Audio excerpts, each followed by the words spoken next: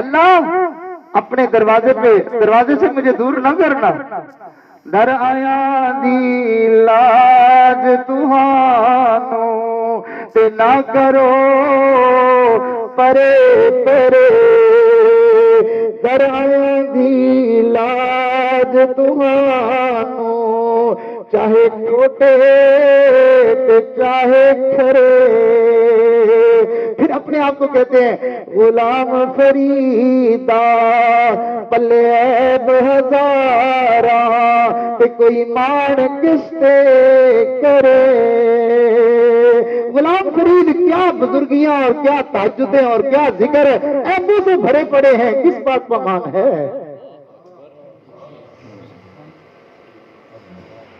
اگر تہجد ہے، اگر ذکر ہے، اگر تلاوت ہے، اگر عبادت ہے، یہ بھی تو اسی کی دین ہے، یہ بھی تو اسی کا فضل ہے، یہ بھی تو اسی کی مہربانی ہے۔ بندے کا اپنا کیا ہے؟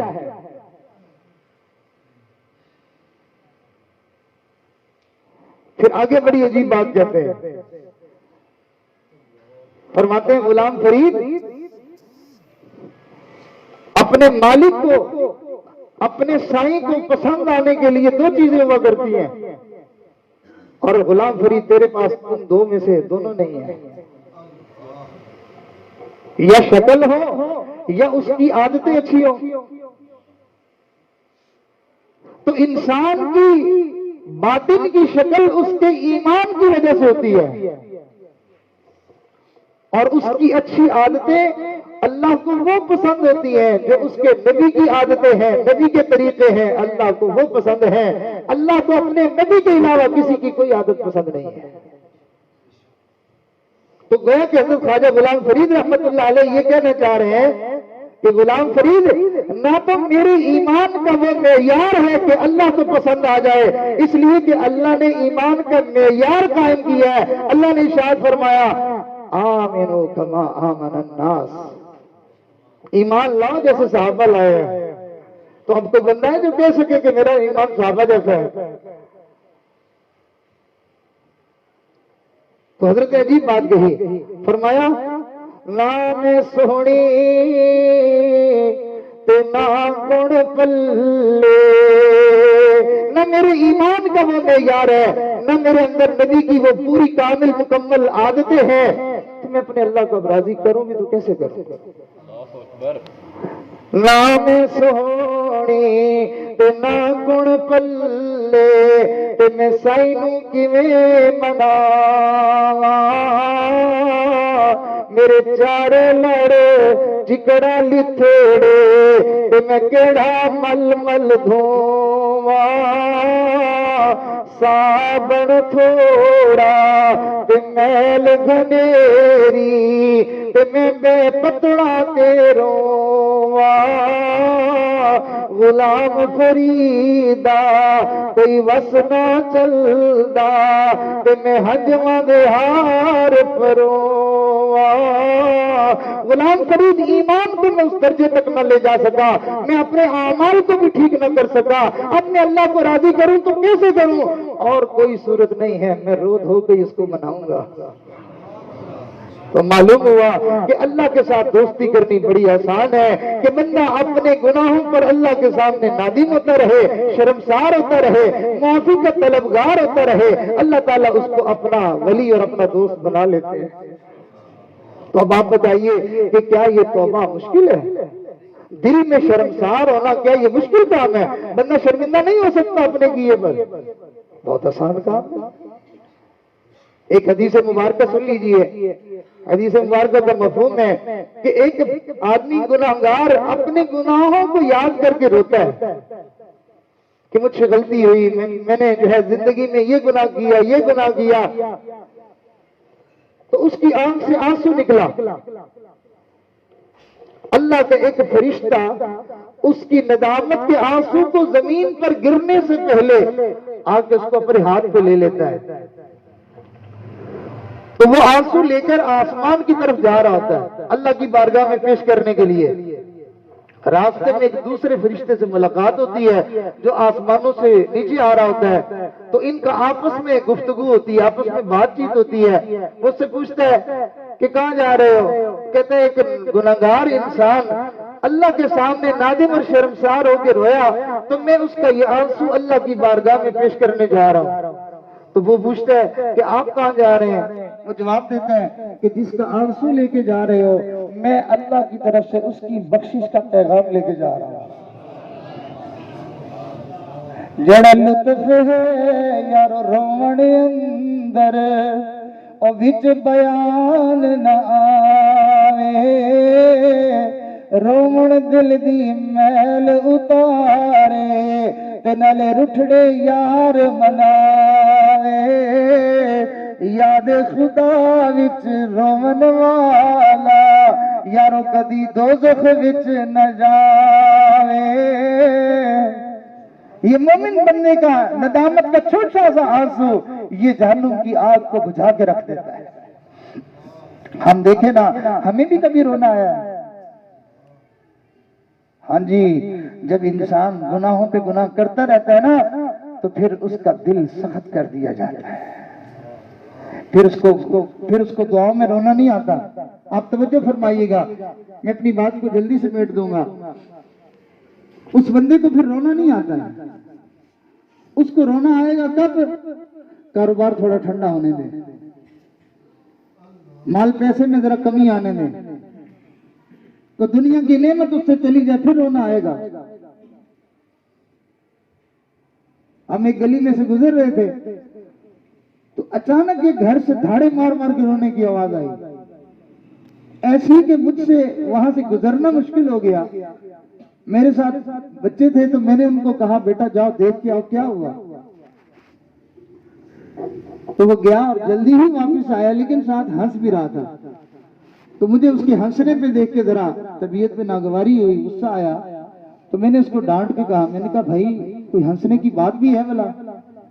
لوگ رو رہے ہیں اور تم جو ہے وہ اس طرح سے ہنس رہے ہو۔ خیر وہ سنبھل گیا اور مجھے آگے کہتا ہے کہ جی وہ نا بھینس کا جو ہے وہ کٹا مر گیا تھا تو گلے لگ لگ کے لوگ رو رہے ہیں۔ ہاں ہاں ہاں، ہماری بھی روزی میں کمی آ جائے، ہماری روزی ہم سے چلی جائے، ہمیں رونا آتا ہے، روزی والا ہم سے چلا جائے کوئی بات نہیں ہے۔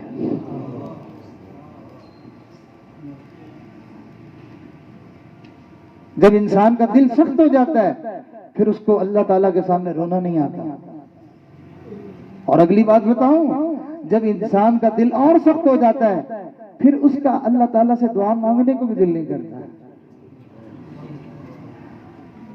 جس بندے کا دعا مانگنے کو دل نہ کرے سمجھ لو اللہ نے اس کے لیے خیر کے دروازے بند کر دیے ہیں۔ نبی علیہ السلام نے ارشاد فرمایا جس بندے کو اللہ سے مانگنے کی توفیق مل جائے، مانگنے کی توفیق کا دروازہ جس کے اوپر کھل جائے سمجھ لو ساری خیروں کے دروازے کھل گئے۔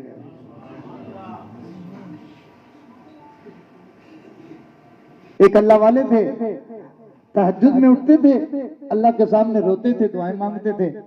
بیٹے نے ایک دن کہا ابو جی مجھے بھی اٹھا دینا، سردی کا موسم تھا، انہوں نے اس کو بھی اٹھایا، تو دونوں باپ بیٹا نے نفل پڑے، دعا مانگی۔ جب خوب دعا مانگ لی رو دھو کے تو ان کو آواز آئی غیب سے، روتے رہو، چلاتے رہو، چیختے رہو، کوئی تمہاری دعا نہیں سنی جائے گی۔ بچے نے بھی سن لی، کہنے لگا ابو جی سردی میں اٹھے، نماز پڑھی، دعا مانگی، تو جب قبول ہی نہیں ہونی تو پھر مانگنے کا کیا فائدہ، پھر آپ پڑے سوتے ہی رہا کریں۔ تو وہ بزرگ فرمانے لگے میرے بیٹے تو نے تو آج یہ آواز پہلی دفعہ سنی ہے، میں تو پچھلے 30 سالوں سے یہ آواز سن رہا ہوں۔ اور رو کر فرمانے لگے بیٹا اگر قبول ہو یا نہ ہو کوئی اور دروازہ جو نہیں ہے میں کہاں جاؤں؟ باوفا اور باحیا بیویوں کو خاوند دھکا بھی دے وہ کہتی ہے میرے لیے کوئی اور دروازہ نہیں ہے، میں کہاں جاؤں؟ یہاں سے میرا جنازہ نکلے گا، میں کبھی یہ دروازہ چھوڑ کے نہیں جاؤں گی۔ بالکل ایسے ہی باوفا اور باحیا مومن اپنے رب کا دروازہ چھوڑ کے کبھی نہیں جاتا۔ وہ یہ نہیں کہا کرتا وہ جی اینی میری منگی قبول نہیں ہوگی، بھائی تیرا اور کوئی رب ہے تو وہاں سے جا کے مانگ لو۔ تو ان بزرگوں نے رو کر کہا کہ بیٹا کوئی اور دروازہ بھی تو نہیں ہے، میں کہاں جاؤں؟ جب رو کے تڑپ کے یہ بات کہی، نہ جانے کس جذبے سے کہی، غیب سے آواز آئی، بندے اگرچہ بات تو کوئی نہیں ہے لیکن تیری آج کی بھی قبول ہو گئی، پچھلی ساری سالوں کی مانگی ہوئی بھی قبول ہو گئی۔ منگتے دا کم بوا کھڑکانا تے دب دب کھڑکاوے، مالک دا کم خیر پانا پاوے یا نہ پاوے۔ ہم اللہ سے مانگتے ہیں، اللہ کے در کے سوالی ہیں، اس کے در کے بھکاری ہیں، تو بھائی اس کو اگر ہمارا مانگنا اچھا لگتا ہے، وہ قرآن میں حکم دیتا ہے مانگو، تو پھر ہم جھولیاں پھیلا پھیلا کے مانگیں گے۔ مقصد تو اس کو خوش کرنا ہے، وہ ہمارے مانگنے سے خوش ہو جائے، وہ ہمارے سجدے سے خوش ہو جائے، وہ ہمارے رکوع سے خوش ہو جائے، وہ ہمارے صدقے سے خوش ہو جائے، وہ کسی کی ہمدردی سے خوش ہو جائے، وہ کسی کی خدمت سے خوش ہو جائے۔ جیسے بھی ہم نے راضی تو اللہ کو کرنا ہے، وہ راضی ہونے پہ آئے تو پیاسے کتے کے منہ میں پانی ڈالنے سے بھی وہ راضی ہو جاتا ہے۔ تو اس لیے ہمیں ہر وقت زندگی میں اللہ کو راضی کرنے کی دل میں فکر لگی رہنی چاہیے کہ میں نے اللہ کو راضی کرنا ہے۔ اللہ جس سے ناراض ہو جاتے ہیں اس سے دعا مانگنے کی توفیق بھی چھین لیتے ہیں، رونے کی توفیق تو چھین ہی لیتے ہیں، دعا مانگنے کی توفیق بھی چھین لیتے ہیں۔ ہاں اور ناراض ہو جائیں تو پھر اس کو اپنے سامنے جھکنے بھی نہیں دیتے ہیں۔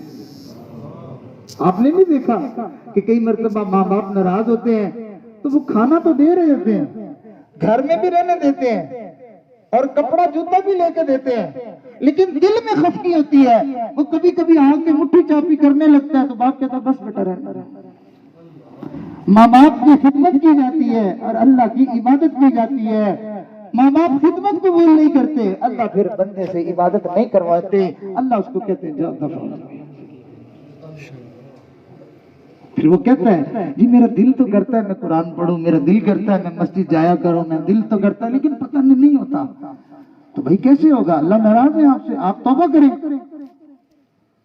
تو میرے دوستو، جب اللہ ناراض ہو جائے پھر مسجد چھن جاتی ہے، پھر قرآن چھن جاتا ہے، پھر جو ہے وہ نیک اعمال چھن جاتے ہیں، پھر دعائیں چھن جاتی ہیں، پھر رونا چھن جاتا ہے۔ آئیے مل کے اللہ کے سامنے ہم توبہ کر لیں، اللہ کو راضی کر لیں۔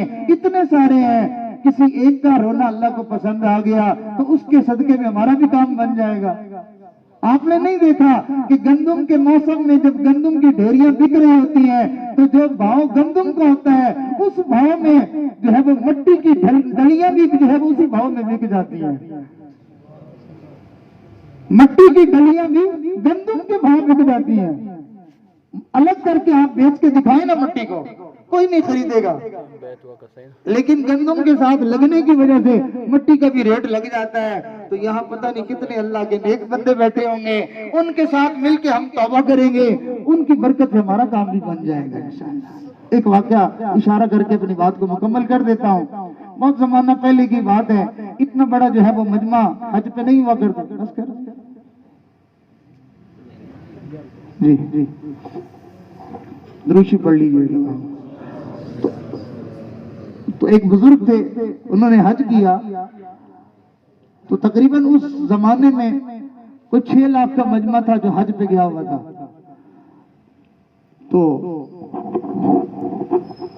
حج کے دن ہی شام کو رات کو جب سوئے خواب دیکھا انہوں نے کہ خواب دیکھتے ہیں کوئی کہنے والا کہہ رہا ہے کہ یہ لاکھوں لوگوں نے حج کیا ہے، کسی کا بھی قبول نہیں ہوا، صرف ایک بندے کا قبول ہوا ہے۔ آواز آئی کہ کسی کا قبول نہیں ہوا، صرف ایک کا قبول ہوا ہے۔ تو وہ بزرگ فرماتے ہیں میں خواب میں اللہ کے سامنے رونے لگ گیا، میں نے کہا یا اللہ 6 لاکھ بندے ہیں، ایک کا بھی قبول نہیں ہوا، سوائے ایک بندے کے کسی کا بھی قبول نہیں ہوا۔ تو مجھے خواب میں آواز آئی بندے غم نہ کرو، اس ایک کے صدقے 6 لاکھ کا قبول کر لیا۔ واہ میرے اللہ! تو اتنا سارا مجمع ہے، کوئی سچے دل سے توبہ کرے گا، اس کی برکت سے ہم سب گناہگاروں کی توبہ قبول ہو جائے گی، سب کی بخشش ہو جائے گی، ہمارا تعلق اللہ سے جڑ جائے گا۔ یہ لاکھ بار بھی تعلق ٹوٹے تو لاکھ بار اس کو جوڑنے کی کوشش کریں، ساری زندگی ٹوٹتا رہے، ساری زندگی جوڑتے رہیں، حتیٰ کہ اسی طرح موت آئے گی، کل قیامت کے دن نامہ اعمال کی بارگاہ میں پیش ہوگا، اللہ تعالیٰ دیکھیں گے کہ میرے بندے کو شیطان اور اس کا نفس گناہوں کے ذریعے سے مجھ سے دور کر دیتا تھا، گرا دیتا تھا، میرا بندہ مجھ سے دوستی کرنے میں پیچھے نہیں ہٹتا تھا، یہ توبہ کے ذریعے